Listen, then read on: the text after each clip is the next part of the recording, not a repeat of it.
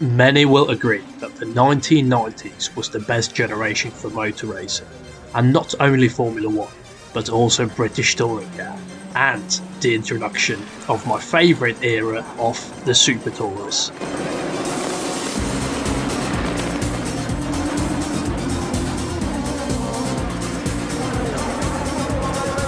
In my opinion, the most unique and yet groundbreaking era of British touring car, with the most technical innovation and the highest astronomical budgets you could possibly imagine, with the drivers being absolute rock star, and also many drivers from abroad also participating in the championship. Many of the drivers are true legends of the sport that are super highly regarded, and also some of the most successful drivers to ever participate in the sport, such as Jason Plato, Alain Menu, John Cleland, and many others.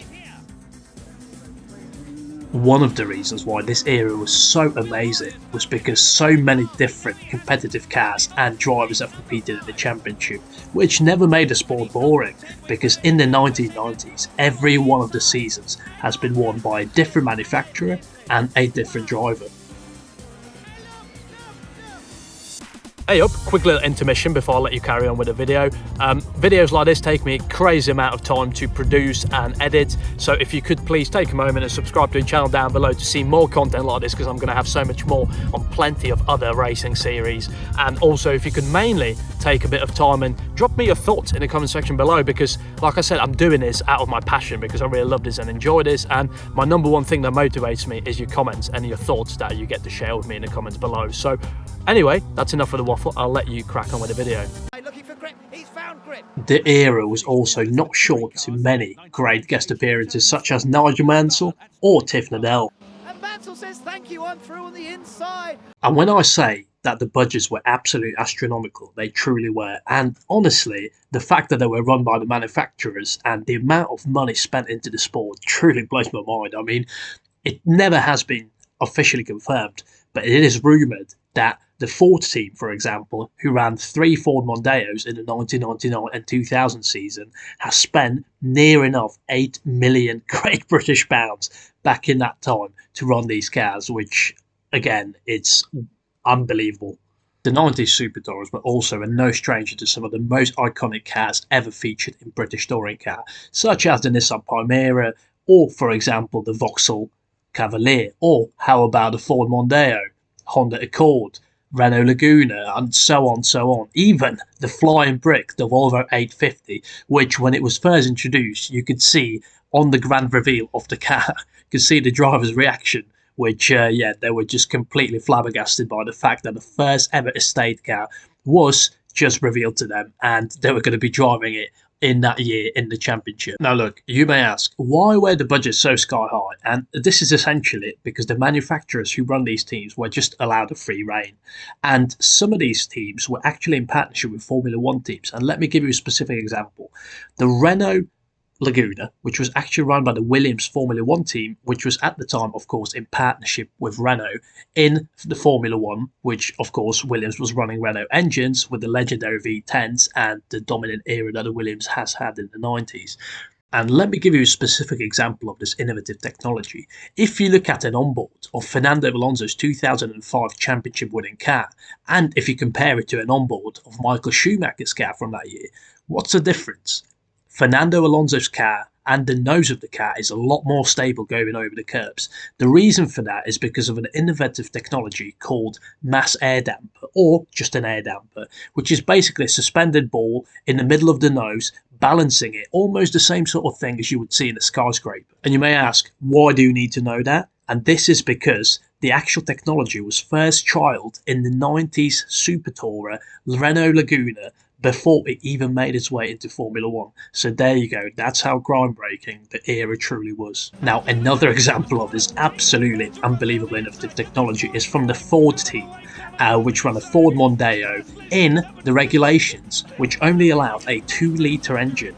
Do you know what Ford went and did? They got a Ford Probe 2.5-litre V6. They've cut off the 0.5 cylinder of capacity, and they've downsized it to 2-litre in order to run it in the championship. So it was actually the only V6 running in the championships. All the other cars, as far as I know, were 4 cylinders. And just to leave you on a good note when it comes to these innovative technologies, the Audi has in 1996 entered the championship with their, of course, Audi A4 packed out with, of course, the Audi Quattro 4-wheel drive system, which has completely dominated that season, and then subsequently it got banned the season after. This era was of course also no stranger to the bending of the rules, and let me give you a few examples here. In the 1994 season, Alfa Romeo team have released a road car version of Alfa Romeo 155 called the Silverstone Edition, which actually had a spoiler and a front lip in the boot of the car, which allowed whoever purchased the car to bolt those onto their road car, meaning that technically they bent the rules around the rulebook itself, and they were actually allowed to use these aero bits on their car in the British touring car, which was previously not allowed, and also subsequently banned. And look, just because we're talking mostly about the history of the sport doesn't mean that you shouldn't go out there and experience the modern day iteration of the sport of British touring car for yourself. I personally have visited many tracks and many races over the years, and I have been an avid fan and followed for quite a few seasons, and I still do to this day. And honestly, let me sit on a field and let me explain to you why you should experience the British Touring Car Championship for yourself. Do you know what, when it comes to British Touring Car, there is so many incredible stories that I could share with you that when I first learned about them, I was just absolutely mind blown, especially mostly when it comes to the 90s Super Tourist era, like the 1992 Steve Soper against John Cleland battle at Silverstone. John Cleland is sandwiched between the two BMWs. I'm going for first, says John Cleland. That story has always blown my mind, and actually the fun fact, the first time I've learnt about that story was when I was working in Germany a good few years back, and I was listening to a very good podcast, which I would shout out by the way. It's called Stories from the Super Tourers, I believe, on Spotify. Go and have a look. And I was listening to it on the way to work, on my train journeys to and from, and genuinely it really filled my time up with something that I'm really passionate about, and I would encourage you to go and check it out. There's so many more stories. Rivalry between Matt Neal and Jason Plato, which is carried on for well over essentially 20 years, from the 90s up until the 2020s when Jason Plato has retired. I love the rivalry between them, especially the olden days where Jason Plato was, for example, in the Seat Leon Cupra, and you had Matt Neal in the DC5 Integra, which by the way, fun fact for you, was actually an illegal car, because British Touring Car Championship, you're only supposed to be racing in cars which actually are produced for the UK market. That DC5 Integra is a Japanese import, so technically the Team Dynamics team has broken the rules by, you know, importing a car and racing it under the UK British Touring Car regulations. He's an absolute pig. Only ever, from what I understand, have been 3 estates in British touring car racing, and that was the 90s 850R Volvo, that was the Honda Civic estate in the 2010s, and it was actually also a car which Ash Sutton has won, I believe his first ever championship in, and that was alongside Jason Plato, by the way, in a Subaru WRX estate wagon, whatever you like to call it, wherever you're from. Incredible cars, and the fact that we have an estate cars racing in saloon car series on its own is mind-blowing. I want to talk to you a little bit about why I enjoy going to British Touring Car. It's not all just about the racing itself. It's a lot cheaper to go and do a full British Touring Car weekend, including the camping, and in often cases for one person it's going to cost you less than £100, if maybe just a little bit over, compared to some Formula 1 races which are going to cost you 4, 5, 6 times the amount.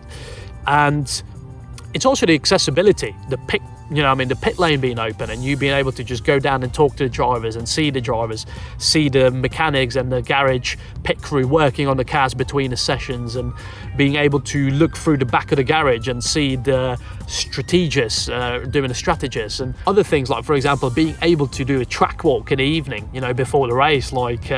I don't know if all of the F1 races allow that, or if any of them don't allow that, because I've only ever been to one proper F1 race, and that was Hungary, and that was not allowed, is to actually walk the track in the evening, literally just have a can of beer if that's what you're into, and just walk around with your family or with your friends, walk around the track at night with the sunset, and walk the apexes, walk the track itself, and see how you would approach racing on that circuit. Like, for example, Brands Hatch, incredible circuit. You can literally walk Paddock Hill Bend up or down and see how steep it actually is, which will blow your mind, by the way. We'll talk about some of my favourite drivers as well from over the years. Like I said, Jason Plato, you got to admire the fact that I think he ended his career on 98 wins, if I'm not wrong.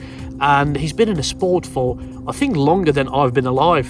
He started off in the late 90s in the Renault Laguna, I think, and there's a very interesting good story about him coming to the Williams headquarters in Grove, because fun fact, that Renault Williams team was obviously ran by the Williams Formula 1 team with the Renault engines in that Laguna, and Frank Williams was just turning up back to the Grove factory in Williams, and Jason Plato was just sat inside of his car waiting for him to turn up, just to ask him and basically plead with him to get a chance to race for the team as a young and up-and-coming driver, which he then got a chance to and ended up spending, you know, over 20 years in British Touring Car. And lastly, I'd love to encourage you guys to go and check out the modern day iteration of British Touring Car, and whilst it is a little bit different, I don't want to make this sound like the golden generation and the golden era with the Super Tourers, for example, is over. It's still a lot of fun to watch, it's still very accessible, and there is some incredibly talented drivers in the sport, and the young and up-and-coming talents coming through as well. And I think, you know, if you really get into it and start watching every single one of the races, you can get super passionate about it, just like F1. And I would encourage you to go and have a look and go and experience it for yourself. Now, I really hope you guys have enjoyed this video. Slightly different style of content, and I've got plenty more in the bank for you. Let me know your thoughts in the comment section below. Don't forget to subscribe to the channel, and yeah, let me know what you think about this slightly different variations of content. And yeah, hopefully you're having a lovely day. So, signing out from this beautiful sunny field, and I'll see you guys in the next one.